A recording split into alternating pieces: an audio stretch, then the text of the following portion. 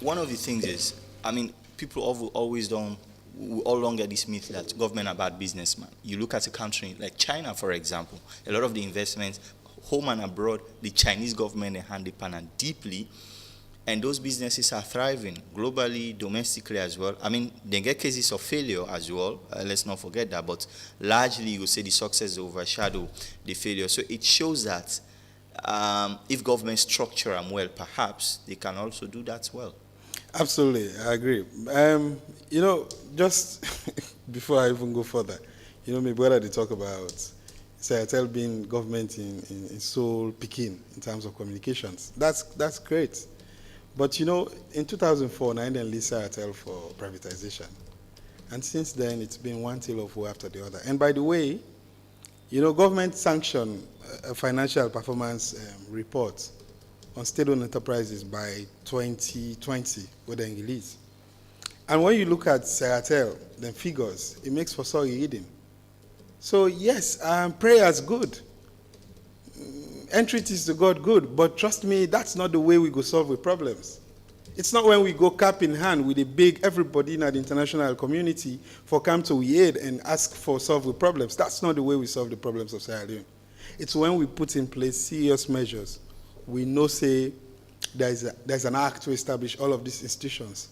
There is a national privatization law of 2002, Act number 12, which obviously, with all of waiting there, unfortunately, I'm not seeing the honorable member of parliament here. Yes, hopefully, we are hoping to get him. It's an opportunity I was looking forward to, having him and seeing what's the role that parliament can play. Because I think we have to go beyond mere prayers.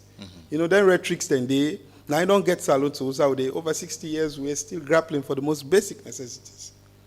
If we want to be serious, now, I'll just give you some figures quickly. We will shock you.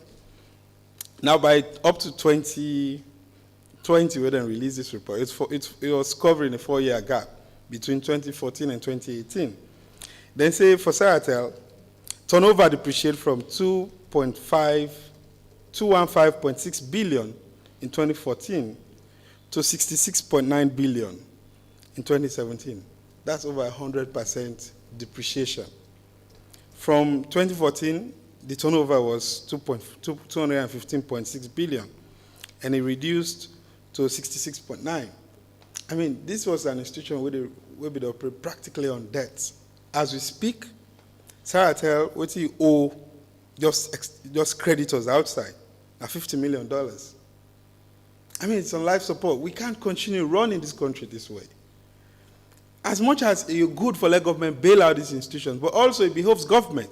If they continue for put money and things are not going the way they should, then you need to ask hard questions. I think that this is why then conversation is important. Because every 5 years with a clamor, we vote. And everybody, they dance and jubilate and hope in party win. But beyond elections, we have to talk about governance. And when we talk about governance, it's about the national cake and how Sierra Leonean citizens. Because look now, the private sector, now they drive transport, now they drive communications. Orange AfriCell, what they say goes. I mean, just the other day, them post something about a win in their language. They say a win. But yesterday or the day before, you see there's been a huge upshot in the price of data and voice calls in this country. So if Seattle being there in operations and they do the work we're supposed to do. Now, the way you go to school, there's a public operations. One of the reasons why they establish them are for provide essential services to people at reduced cost. So a government can get dividends. But, I mean, it's not surprising that over this period, government has not gotten a single cent. In fact, our government, they continue to bail out these institutions. And that's the problem. So sometimes government as well, they lost leverage because, for example, when you look at telecoms, when you look at transport, na private sector they drive, and which is good for the private sector.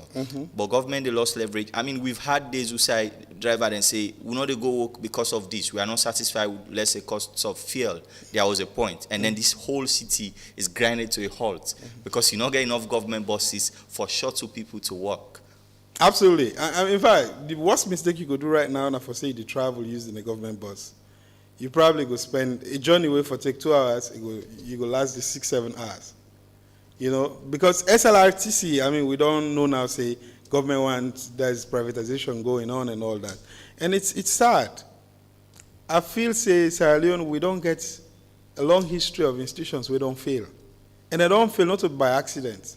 It's by deliberate and continuous neglect and mismanagement.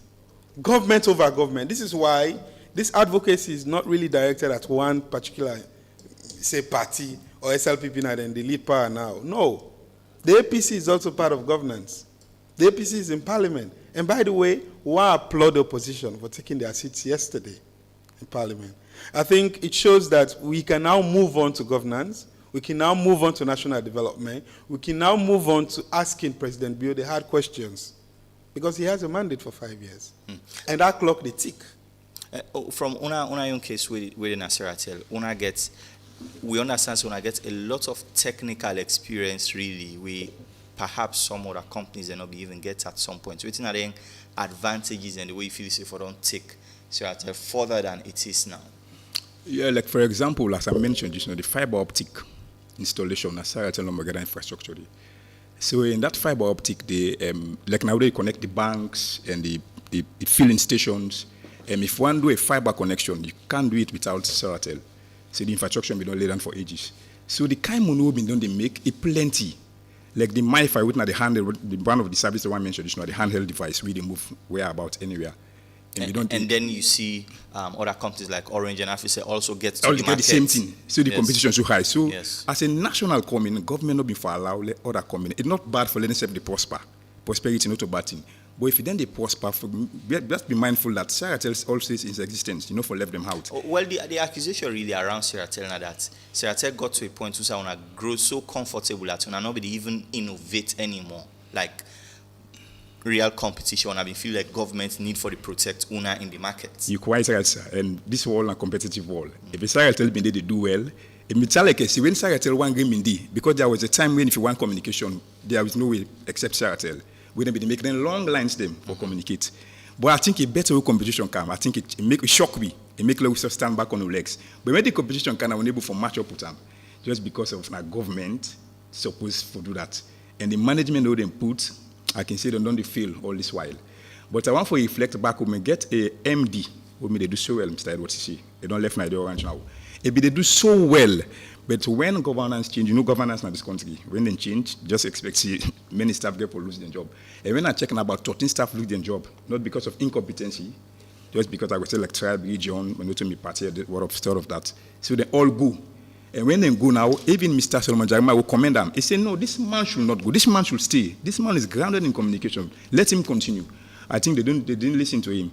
So that man had to go, and with other staff, and his vibrant staff, they all for go. They all get for go. So when they come in, as I mentioned, they are not communication engineers. So they failed woefully because they don't know what they do. I can tell you, so get grounded engineers, then grounded managers, then technicians, then we not say, I tell them we defend them. So installation they do them cameras, then PABX na say, I tell them they get technicians, then they go ask for every day. Now them bring and they drain every day. Some people are not tired. So engineers then even not left them find job other side. Because then they now don't get nothing for do. Go na money and sign and come out. They go na money and sign and come out. And they get work for do. So I go blame government enough allow the national communication company like Sierratel for falsehood. If you see there is a problem, then for rectify him. If you say this man is not performing, get rid of him and find somebody who's more better.